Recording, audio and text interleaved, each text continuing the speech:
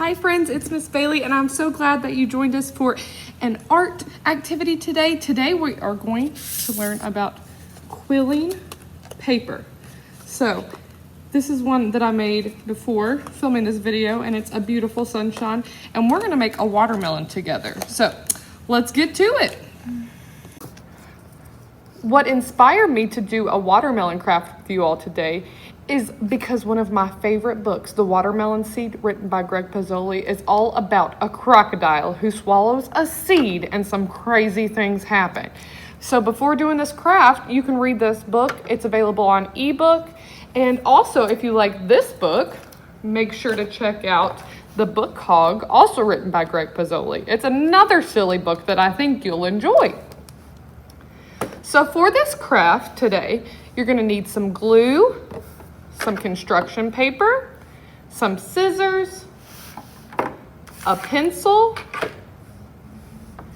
and some pieces of construction paper cut out into long, thin strips. They don't have to all be the same size. Some of these are 1 inch, some of these are 1/2 inch. Just make sure that you have a lot of different sizes. And I did the colors green, red, and black since we are making a watermelon. But like I showed you earlier, I made a sunshine that has all yellow. So if you don't want to do a watermelon, that's okay too. You can do whatever craft you would like with it. To get started with our watermelon, we are going to need to draw the shape of a watermelon. So I'm going to turn my paper this way, and I'm going to make a big C. Okay, and then I'm gonna close that C to make a 1/2 circle. And like I said earlier, if you don't want to make a watermelon, that's okay too. For my sunshine, I just drew a big circle. Next, we're gonna start quilling our paper, which basically is a fancy word for rolling it up. It doesn't matter what color we start with. If we get bored with one color, we can go to the next. And all we're gonna do is pinch it together, and then we're gonna start rolling it all the way up, rolling it, rolling, rolling, rolling.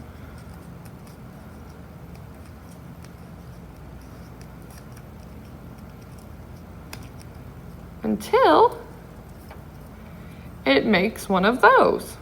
So as you can see, we've got a long way to go. So let's do another one. Let's do red this time.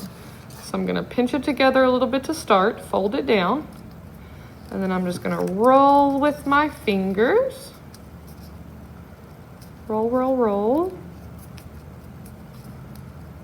And since we cut these different sizes, like some are 1 inch, some are a 1/2 inch, they're all gonna be different heights. So see, this red one is a little bit taller than this green one. That's okay. Just like my sunshine, it has a lot of different heights, but it kind of makes it look pretty cool. So no ones will be the same, they'll all be different. And also, if you wanna give a little bit different so it's not all coiled the same size, you can use a pencil, you can use your finger. There are a lot of different things you can use to make your quilt. So like for this one, we're gonna twirl it around a pencil. So we used our pencil to draw our watermelon shape, and now we're using it to quill our paper. It's got a lot of different uses. Okay, keeping it really tight. And that one has a little bit of a bigger circle than this one, but that's just fine. Let's do a red one with our pencil.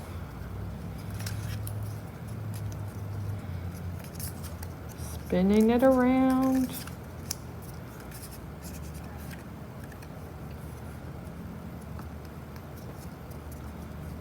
Spin, spin, spin. And perfect. So we're going to continue doing this until we think we have enough pieces.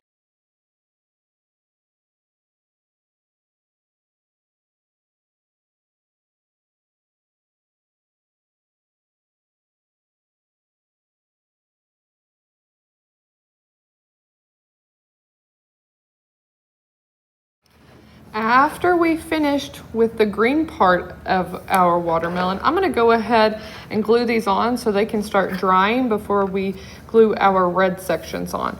So all we're gonna do to glue is just squirt a little bit of glue on the bottom of each quill or coil.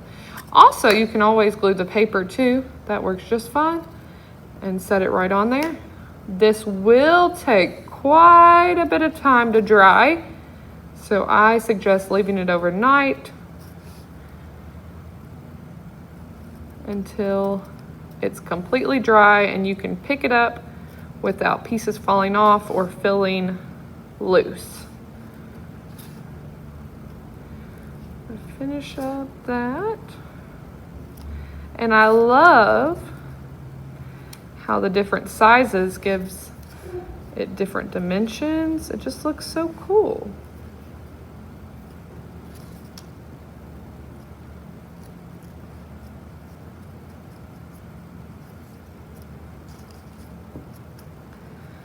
Okay, now I'm gonna let that dry for a little bit while I finish up with my red coils. I also did some black coils to act as little watermelon seeds in my watermelon because we need a few seeds in our watermelon. Okay, I've glued all my red and black pieces onto my paper. I've got one more to glue down. We're just gonna glue it in there and squeeze it right there so it looks like a full juicy watermelon. And there we have it. It's still drying, so it's a little flimsy, but tomorrow it will be dry and hard where you can just sit up like that. So check back with us next week for another art activity. We look forward to seeing you. And like always, if you complete this craft and you want to share a picture with us, you can send it to my email, bailey.slusher@pspl.org, or you can put it in the comments below. Have a great day. Bye.